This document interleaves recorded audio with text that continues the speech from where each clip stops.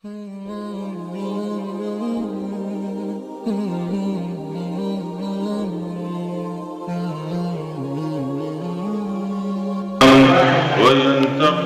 أمر البشر وينتقص السنون والثمرات ويعمن التهماء ويتهم الأمناء ويصدق الكاذب ويكذب الصادق ويكثر الهرج. قالوا وما الهرج يا رسول الله؟ قال القتل وحتى تبنى الغرف فتطاول وحتى يحزن ذوات الأولاد وتفرح الأواقر ويظهر البغي والحسد والشح ويهلك الناس ويكثر الكذب ويقل الصدق وتختلف الأمور بين الناس أو كما قال عليه الصلاة والسلام. دوستو، بزرگ اور بھائیوں، اللہ جل جلالہ من والہ نے اس کائنات کو بقا کے لیے نہیں پیدا کیا ہے، بلکہ اللہ تعالیٰ نے اس کائنات کو فنا کے لیے پیدا کیا ہے۔ اللہ جل شانہ کا صاف صاف ارشاد ہے، ما عندکم ینفد وما عند اللہ باق، کہ جو تمہارے پاس ہے وہ سب کا سب ختم ہونے والا ہے، اور جو اللہ کے پاس ہے وہ ہمیشہ باقی رہنے والا ہے۔ یہ کائنات کسی بھی لمحے کبھی بھی ختم ہو سکتی ہے۔ اللہ تعالیٰ کا اعلان ہے، اقتربت الساعۃ وانشق القمر، کہ قیامت بہت نزدیک آ چکی ہے، اور قیامت کی نشانیوں میں سے ایک نشانی پیش آ چکی ہے کہ چاند کے 2 ٹکڑے ہو چکے ہیں۔ اللہ جل جلالہ من والہ نے قرآن پاک کے مختلف مقامات پر قرب قیامت کے بہت نزدیک آ جانے، دنیا کے فنا ہو جانے، ختم ہو جانے کی طرف اشارہ دیا ہے، اور یہ اشارے اسی لیے دیے گئے ہیں تاکہ انسان اپنی آخرت کی فکر کرے، اپنی آخرت کے بنانے کی طرف توجہ کرے، اور وہ اعمال جو اعمال اس کو اللہ کے نزدیک کرتے ہیں، اللہ کے قریب کرتے ہیں، ان اعمال کی طرف اپنی توجہ کو بڑھائے۔ سرکار دو عالم صلی اللہ علیہ وسلم نے احادیث پاک میں قرب قیامت کو بیان فرمایا۔ آپ علیہ السلام نے علامات قیامت بیان فرمائے، تاکہ جب انسان ان علامات قیامت کو محسوس کرے، اپنی کھلی آنکھوں سے اس کو دیکھے، تو اپنے دل میں ایک ڈر، ایک خوف پیدا کرے کہ پتہ نہیں میرے جیتے جی اگر قیامت قائم ہو گئی تو پھر میرے لیے توبہ کے دروازے بند ہو جائیں گے۔ تو اس لیے گویا توبہ کی طرف متوجہ کرانا ہے، اللہ کی طرف رخ موڑنا ہے۔ اسی کے لیے سرکار دو عالم صلی اللہ علیہ وسلم نے علامات قیامت بیان فرمائی۔ نبی کریم صلی اللہ علیہ وسلم کا ارشاد ہے، جو میں نے ابھی آپ کے سامنے پڑھا، جس میں حضرت رسول اللہ صلی اللہ علیہ وسلم نے بہت تفصیل سے بہت ساری آیات قیامت، علامات قیامت بیان فرمائی ہیں۔ نبی کریم صلی اللہ علیہ وسلم کا ارشاد ہے کہ قیامت اس وقت تک قائم نہیں ہوگی جب تک کہ قرآن کو عار نہ بنا لیا جائے، یعنی قرآن اللہ کے کلام کو شرم کا سبب نہ بنا لیا جائے۔ جیسے آج ماحول ایسا بن چکا ہے، ہم سب جانتے ہیں، ہم سب اپنی آنکھوں سے دیکھ رہے ہیں کہ قرآن پڑھنے میں، علم قرآن کے حاصل کرنے میں، قرآنی علوم میں اپنے آپ کو مشغول کرنا معاشرے میں، ماحول میں ایک شرم کا سبب بن چکا ہے، ایک عار کا سبب بن چکا ہے۔ لوگ دوسرے علوم کو پڑھتے ہوئے جب بیان کرتے ہیں کہ میں انجینئرنگ پڑھ رہا ہوں، میں میڈیکل سائنس پڑھ رہا ہوں، اور میں فلاں پڑھ رہا ہوں، فلاں پڑھ رہا ہوں، تو اس کو بیان کرتے ہوئے بھی آدمی کا سینہ پھولا ہوا ہوتا ہے، وہ ایک فخر محسوس کر رہا ہوتا ہے۔ اور اسی کے مقابلے میں اگر کوئی قرآن پڑھ رہا ہو، مدرسے میں اس کی تعلیم ہو رہی ہو، تو لوگ اس کو دیکھ کر ہی محسوس کرتے ہیں کہ یہ تو کمزور ہے، یہ معاشرے کا گویا ناقص حصہ ہے، کمزور حصہ ہے۔ اسی کو سرکار دو عالم صلی اللہ علیہ وسلم نے بیان فرمایا کہ جب معاشرے میں یہ کیفیت پیش آ جائے کہ لوگ قرآن کو عار کا سبب سمجھنے لگے، تو پھر سمجھ جاؤ قیامت نزدیک آ چکی ہے۔ رسول اللہ صلی اللہ علیہ وسلم فرمایا وَيَكُونَ الدِّينُ غَرِيبًا وَيَكُونَ الْإِسْلَامُ غَرِيبًا، کہ اسلام اجنبی ہو جائے گا، احکام اسلام اجنبی ہو جائیں گے۔ 100% مسلمانوں میں سے 5% لوگ نماز پڑھتے ہیں، 95% لوگوں کے لیے نماز اجنبی چیز ہے، نماز رغبت کی چیز نہیں ہے، نماز کی طرف ان کے قدم نہیں اڑتے ہیں، اور احکام کی طرف، اللہ کے حکموں کے پورا کرنے کی طرف ان کو شوق نہیں ہے۔ نماز جیسا عمل جو مسلمان کے اسلام اور کفر کے درمیان میں فرق کرنے والی چیز ہے، وہ اس درجے اجنبی ہو جائے تو آپ اندازہ کر سکتے ہیں آگے کے اعمال، دینی دوسرے اعمال، اس کو تو آدمی تصور بھی نہیں کر سکتا ہے، سوچ بھی نہیں سکتا ہے۔ وراثت کے احکام، معاشرے کے دوسرے احکام، ماں باپ کے حقوق کا ادا کرنا، بیوی کا اپنے شوہر کے حقوق کے ادا کرنا، شوہر کا اپنے بیوی کے حقوق ادا کرنا، ماں باپ کا اپنے بچوں کے حقوق ادا کرنا، یہ سب کا سب گویا اجنبی ہو چکا ہے۔ لوگوں کے علم، لوگوں کی جانکاری سے یہ سب چیزیں نکل چکی ہیں۔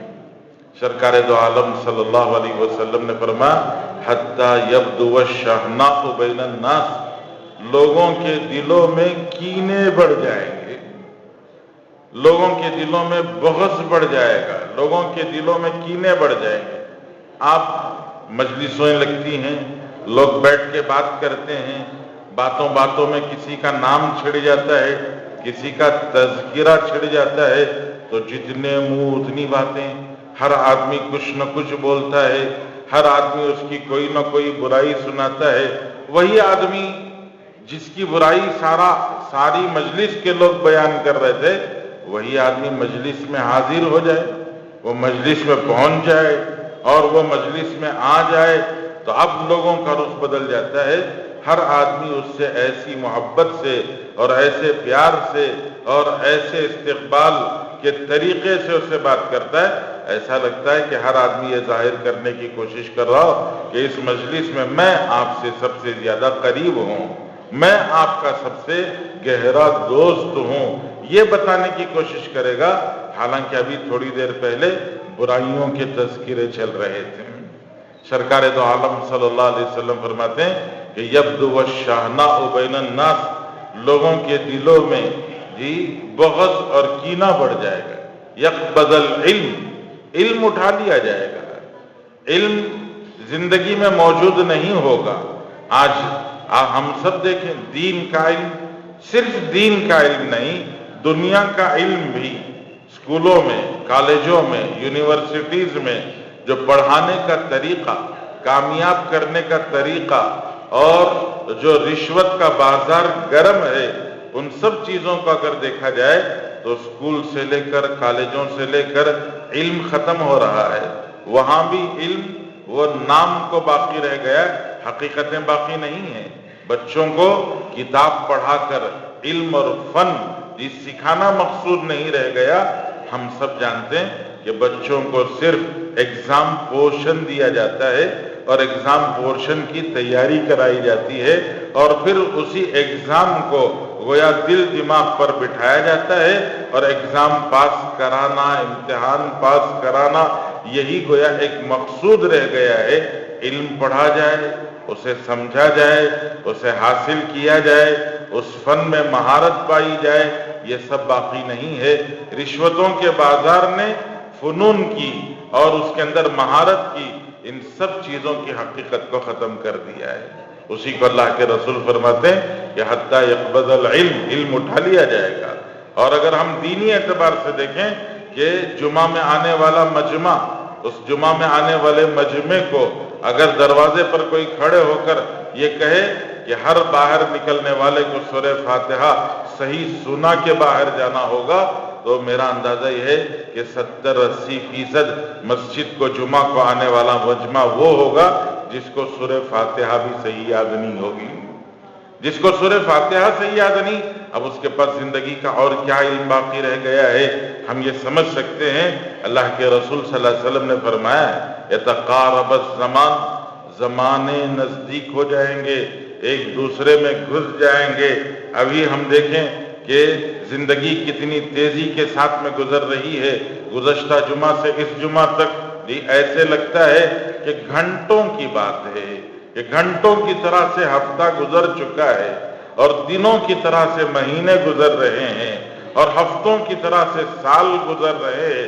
بہت تیز زمانہ گزر رہا ہے، اور بڑی تیزی کے ساتھ میں زمانہ بڑھ رہا ہے۔ یہ زمانہ گویا ایک دوسرے کے نزدیک ہو گیا۔ رسول اللہ صلی اللہ علیہ وسلم فرماتے ہیں ینتقص عمر البشر، انسان کی عمر کم ہو جائے گی، عمر کی برکت تو کم ہو گئی۔ پرانے زمانے میں لوگ اپنی چھوٹی عمروں میں بڑے بڑے کام کر کے دنیا سے چلے جاتے تھے، تاریخی کام اور ایسے کام جس کو یادگار بنایا جائے، جس کو یادگار سمجھا جائے، جن کی یادگاریں آج تک موجود ہیں، جنہوں زندگیوں میں ایک ایسے کام کیے جو دنیا کے لیے، پوری دنیا کے لیے ایک یادگار بنا کے چلے گئے۔ ان کو کوئی 200 400 600 سال کی عمر نہیں ملی تھی، ان کو بھی وہی 60-70 سال کی عمر ملی تھی، لیکن اسی 60-70 سال کی عمر میں بڑے بڑے کام، یادگار کام، تاریخی کام، کارنامے انجام دے کر وہ دنیا سے چلے گئے کہ ان کی زندگیوں میں برکتیں تھیں۔ اور آج وہی زندگی کی برکت نکل گئی۔ اس وجہ سے انسان 60-70 سال اپنی عمر طبعی کو پہنچتا ہے تو بھی کوئی خاص کارنامہ انجام نہیں دے پاتا، اور بہت سارے تو وہ ہیں جن کی جوانیوں میں موت ہو جاتی ہے، جن کی اچانک موت ہو جاتی ہے، اور گویا اس طرح سے بشریت کی، انسانیت کی عمر گھٹ چکی ہے۔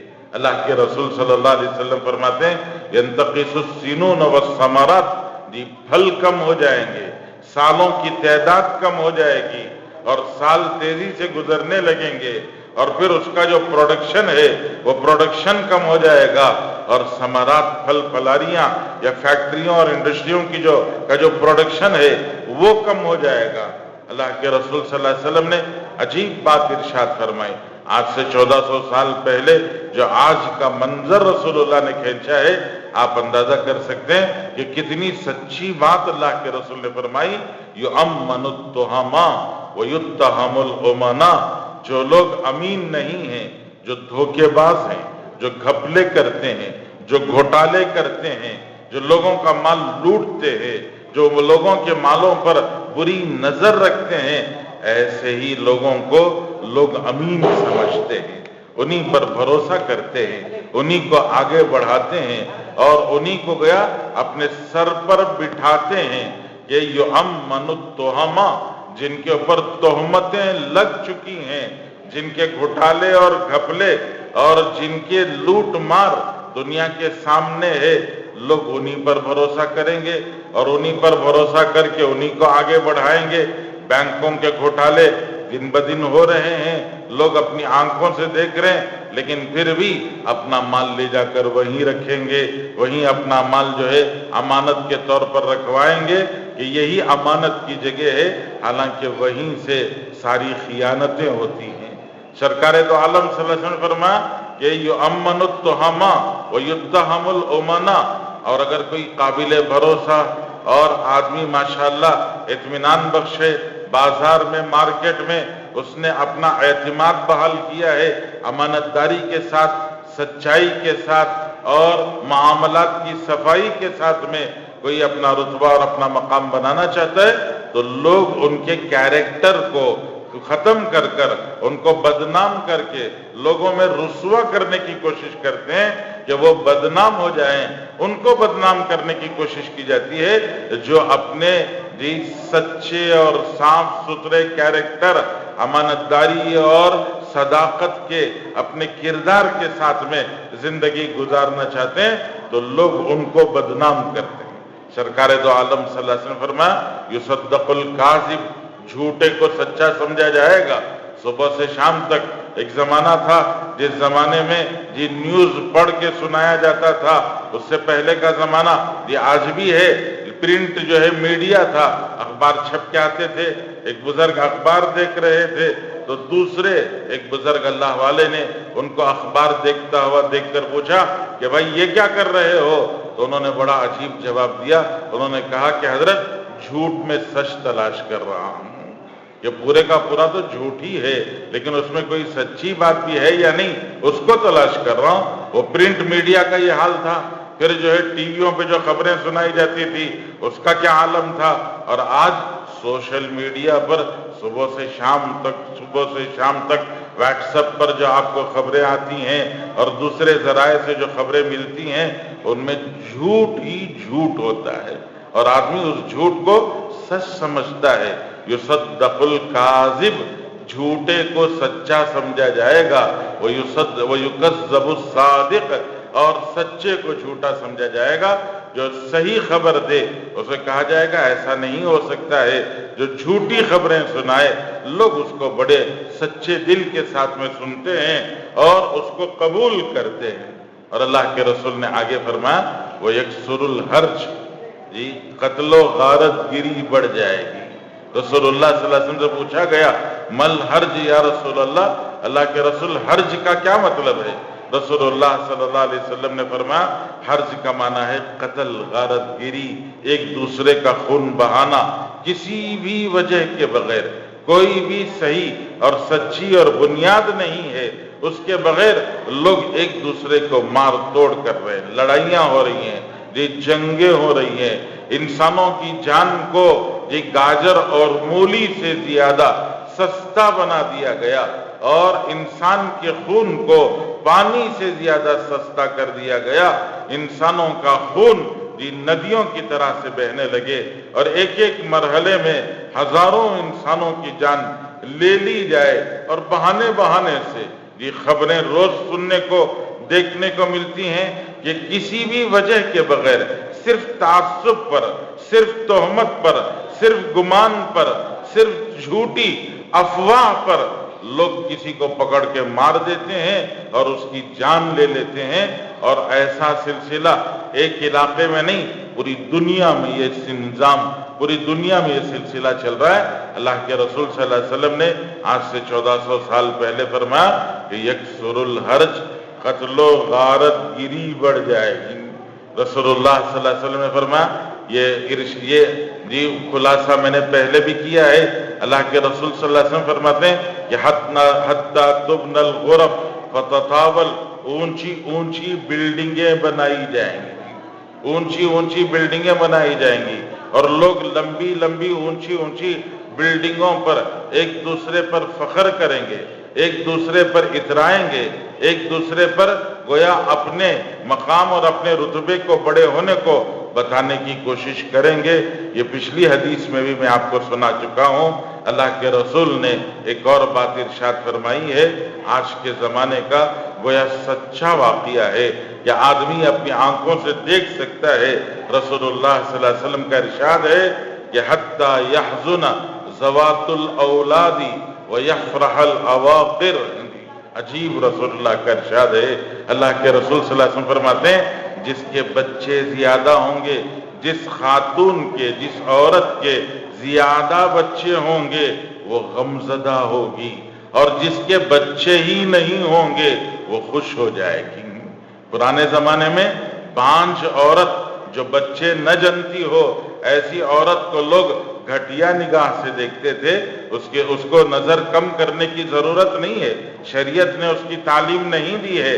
لیکن عورت جس سے شادی کی جاتی، جس سے نکاح کیا جاتا، نکاح کا مقصد اولاد ہوتی تھی، نکاح کا مقصد نسلیں ہوتی تھی، نکاح کا مقصد خاندان کا آگے بڑھنا ہوتا تھا. اس لیے لوگ چاہتے تھے کہ بچے ہوں، اولاد ہوں. اور جو عورت بچے جنتی تھی، جس عورت کے بچے ہوتے تھے، اس کا گویا مقام ہوتا تھا، رتبے میں اس کا رتبہ ہوتا، سوسائٹی میں، معاشرے میں اسے گویا اولاد والی عورت سمجھ کر اس کو مقام اور رتبہ دیا جاتا تھا. اور جو بانجھ عورت ہوتی، جس کے بچے نہیں ہوتے تھے، اس کو لوگ کم نظر سے دیکھتے تھے. زمانہ بدل چکا ہے. اب لوگ ایسی عورت کو باعزت سمجھتے ہیں جس کی اولاد نہیں ہوتی، جس کو بچے نہیں ہوتے، جو مشکل سے ایک بچہ یا دو بچہ جنتی ہے. اس عورت کو کہتے ہیں کہ میرا ایک ہی بچہ ہے، میرے دو ہی بچے ہیں. جو عورت یہ کہتی ہے کہ میرا ایک ہی بچہ ہے، ہمارے فیملی کے صرف دو ہی ممبر ہیں، تو جو یہ کہتے ہیں وہ فخر سے کہتے ہیں، وہ عزت سے کہتے ہیں. وہ سمجھتے ہیں کہ ہم نے گویا دو ہی بچے جن کر کوئی بہت بڑا گویا ہم نے مقام سر کر لیا ہے. اور اسی کے مقابلے میں جس کے 4 بچے ہوں، جس کے 5-6 بچے ہوں، یا جس کی بڑی فیملی ہو، وہ اپنی فیملی کو بتاتے ہوئے بھی شرماتے ہیں. وہ یہ کہنا پسند نہیں کرتے لوگوں کے سامنے کہ میرے 4 بچے ہیں، میرے 6 بچے ہیں، میرے 8 بچے ہیں. یہ بتانے میں بھی شرماتے ہیں. عورت بھی شرماتی ہے، اس گھرانے کے گویا میاں بیوی بھی شرماتے ہیں. تو اللہ کے رسول صلی اللہ علیہ وسلم نے آج سے 1400 سال پہلے کتنی سچی بات ارشاد فرمائی ہے. اللہ کے رسول فرماتے ہیں کہ یحزن ذوات الاولاد، وہ عورت جس کے بچے ہوں گے وہ شرمائے گی، وہ اپنے آپ کو گویا کم سمجھے گی کہ میں نے بچے زیادہ جن دیے ہیں، اس لیے میرا معاشرے میں رتبہ اور مقام گھٹ گیا ہے، میری فیملی بڑی ہو گئی. اس لیے اگر میں رشتہ مانگنے کے لیے کہیں جاؤں، کہیں فیملی کے پاس، کسی گھرانے میں، کسی فیملی میں اپنے رشتے کے سوال کے لیے جاؤں، تو وہاں سوال یہی ہوگا، پوچھا یہی جائے گا کہ آپ کے گھر کے کتنے ممبرز ہیں، آپ کی فیملی کے کتنے ممبر ہیں. تو لوگوں کو بتاتے ہوئے شرم محسوس ہوتی ہے کہ ہمارے 4 بچے ہیں، 6 بچے ہیں. تو لوگ کہتے ہیں آپ کی بڑی فیملی ہے، ہمیں کوئی چھوٹی فیملی چاہیے، ہمیں سنگل فیملی چاہیے جس کا ایک ہی بچہ ہو یا ایک ہی بچی ہو. ایسا اکلوتے بچوں کی فیملی ہمیں چاہیے، ہم بڑی فیملی پسند نہیں کرتے. تو رشتوں کا معیار، رشتوں کے قرار پانے کا معیار یہ بن چکا ہے، جس کو رسول اللہ صلی اللہ علیہ وسلم فرمایا. اور اللہ کے رسول فرماتے ہیں یہ قیامت کی نشانی ہے، یہ قیامت کی علامت ہے، یہ قیامت کی نشانی ہے کہ اولاد کا جننا. رسول کریم صلی اللہ علیہ وسلم نے ارشاد فرمایا، رسول کریم صلی اللہ علیہ وسلم نے فرمایا تزوجوا الودود الولود فإنی مکاثر بکم الامم. اللہ کے رسول صلی اللہ علیہ وسلم فرماتے ہیں کہ عورت کو تلاش کرو نکاح کے لیے، اور کسی عورت سے شادی کرو تو ایسی عورت سے شادی کرو جو بچے جننے والی ہو، اور پھر وہ تم سے محبت کرنے والی ہو تاکہ تمہارے بچے زیادہ ہوں. پھر اللہ کے رسول صلی اللہ علیہ وسلم فرمایا فإنی مکاثر بکم الامم. کل قیامت کے دن جب امتیں کھڑی ہوں گی، حضرت نوح کی امت ہوگی، حضرت ابراہیم کی امت ہوگی، حضرت یعقوب کی امت ہوگی، حضرت موسیٰ کی امت ہوگی، یہ الگ الگ امتیں جب کھڑی ہوں گی تو فإنی مکاثر بکم الامم، کہ میری امت پھیلی ہوئی، میری امت بڑی، میری امت کثیر ہوگی، زیادہ ہوگی. تو میری اس پھیلی ہوئی بڑی امت کو دیکھ کر میں دوسری امتوں پر فخر کروں گا.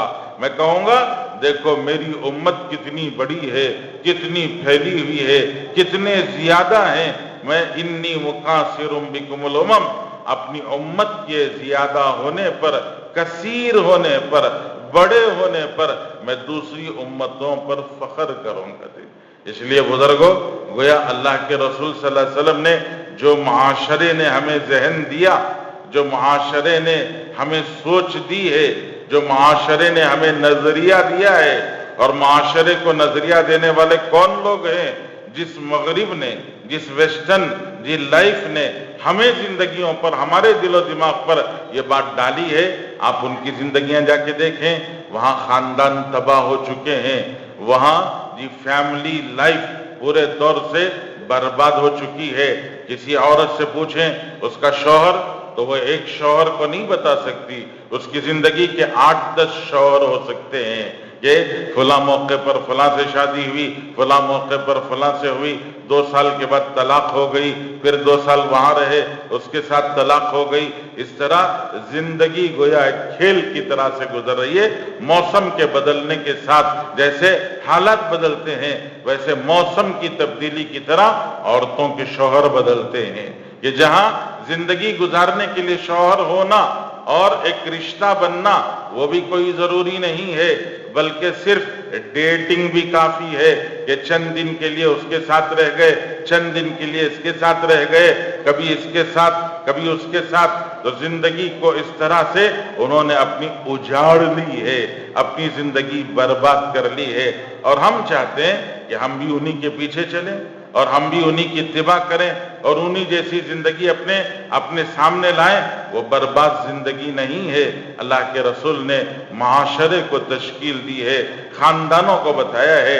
ہمارے ایک استاد نے ایک موقع پر ارشاد فرمایا تھا کہ اگر ایک میاں بیوی اور ان کے 2 بچے ہوں گے، یا آگے چل کر صرف ایک بچہ ہوگا، تو پھر آگے چل کر ریڈرز میں، کتابوں میں یہ سمجھانا پڑے گا کہ پھوپھو کسے کہتے ہیں، خالہ کسے کہتے ہیں، ماموں کسے کہتے ہیں، چچا کسے کہتے ہیں۔